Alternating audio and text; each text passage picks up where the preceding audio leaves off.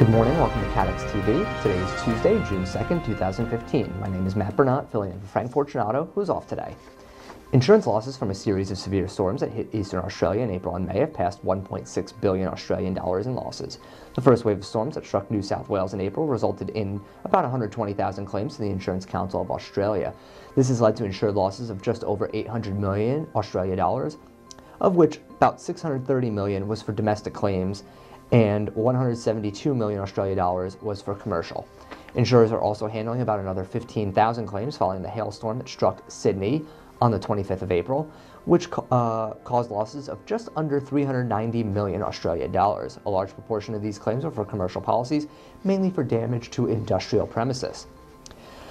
The next round of storms that rolled across southeast Queensland and northern New South Wales between April 30th and May 4th caused another 360 million Australian dollars in damages from about 27,000 claims received to date. The ICA also revealed that since last November, insurance claims for catastrophes have totaled about 3.5 billion Australian dollars. This included a 518 million Australian dollar loss for tropical cyclone Marcia, a 36 million Australian dollar loss for January South Australian brush fires, and more than 1.35 billion in claims for the Brisbane hailstorm in November. For the Massachusetts Property Underwriting Association, which recently completed its second catastrophe bond with Cranberry Re Series 2015, the capital markets and ILS investors have been instrumental in transforming its reinsurance program. The $300 million cat bond provides the MPIUA with annual aggregate reinsurance protection against losses from tropical cyclones, tropical storms, hurricanes, severe thunderstorms, and winter storms. In order for an event to qualify, it must cause at least $10 million in losses to MPIUA. The cat bond provides 3 years of reinsurance protection, attaching when MPIUA's annual aggregate losses exceed $300 million and exhaust when MPIUA's annual aggregate losses exceed $1.4 billion dollars. GC Securities, the capital markets and investment banking unit of Reinsurance Broker Guy Carpenter, acted as sole structurer and sole book runner for the Cranberry Re cat bond transaction. Hanover Ruck acted as a transformer reinsurer, thereby facilitating MPIUA's access to the capital markets.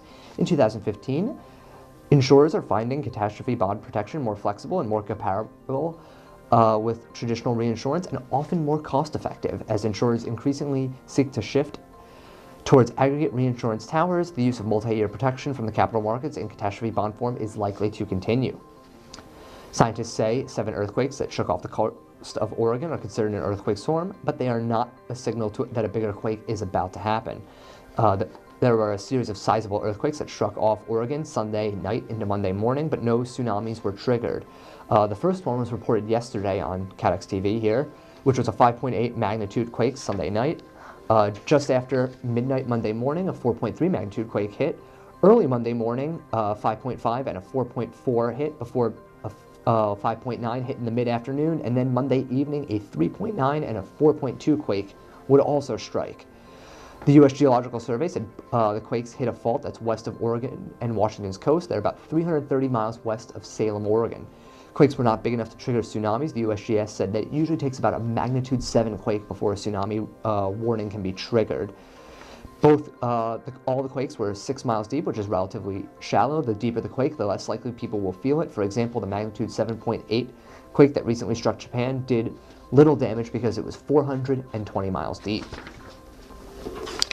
Tropical Storm Blanca is forecast to rapidly strengthen and become a major hurricane later this week over the eastern Pacific. The storm's maximum sustained winds early Tuesday are near 50 miles an hour. The U.S. National Hurricane Center says the storm is expected to become a major hurricane by Wednesday night or early Thursday. Blanca is centered about 365 miles southwest of Zihuatanejo, Mexico, and is moving west about 1 mile an hour. A slow and erratic motion is expected over the next few days. On Sunday night, Hurricane Andres quickly ballooned into a Category 4 storm in the eastern Pacific, packing sustained winds of 225 kilometers per hour. While the storm does not pose a threat to land, forecasters are interested in its unusual location. According to Weather Underground, the storm's emergence as a hurricane at 118 degrees west means Andres is the furthest west hurricane and northeast Pacific hurricane that has appeared during the month of May since accurate satellite records started in 1970. The timing of the storm is unusual, as most storms this severe do not begin to form in the region until mid-July. The swells generated by Hurricane Andres are affecting the west coast of Mexico's Baja California Peninsula. Andres is heading towards cooler waters, and its maximum sustained winds should decrease to about 165 kilometers per hour, with continuing weakening expected. Reinsurance broker Joanna Buckenham has joined Lloyd's as a representative on the ILS working group assembled by the London Market Group. Buckenham began working with Lloyd's earlier this year and has been acting as a consultant to help the corporation consider options around alternative capital. She is best known for her role as managing director at J.K. Buckenham, the reinsurance broker established by her father John, which was bought by Hyperion in 2004. The broker was later absorbed by Hyperion and rebranded in 2007. Following the rebrand, Buckenham ended her directorship on the intermediary and has been largely out of the market since then, reportedly doing some work on a pro bono basis. The only other position she publicly held in the market was as a non-executive director at Chesterfield Insurance Brokers between 2005 and 2011. She also previously worked at Morgan Stanley.